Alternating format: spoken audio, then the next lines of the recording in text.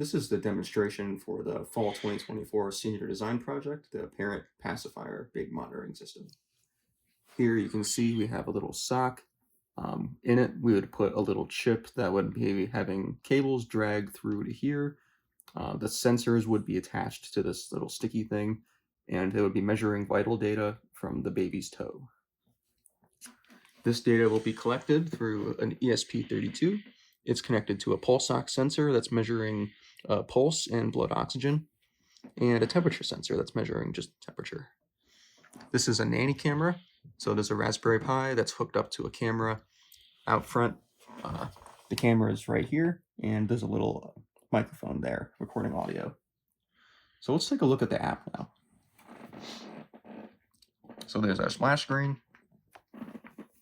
Now you can create an account like this, but we've already created one for the demonstrations of this video. So I'm going to go ahead and just log in.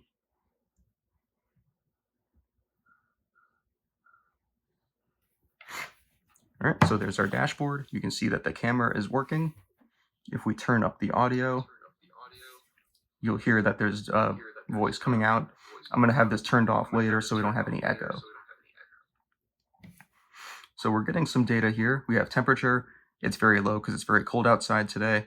This goes to 0 when the finger's not touching it. But other than that, we're getting our data here. You might notice that the colors are changing. So it was green here before. It looks like the finger's not touching the sensor anymore. But when it was green, that was because it was like a good pulse reading. So it was within like a healthy range. Blood oxygen was the same.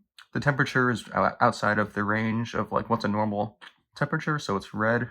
And you can go here and see what these thresholds actually are. All right, so now we can also look at the profile. This is the data that was plugged in to create the account.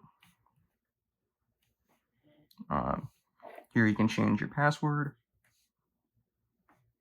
And here, when you get notifications, they show up here.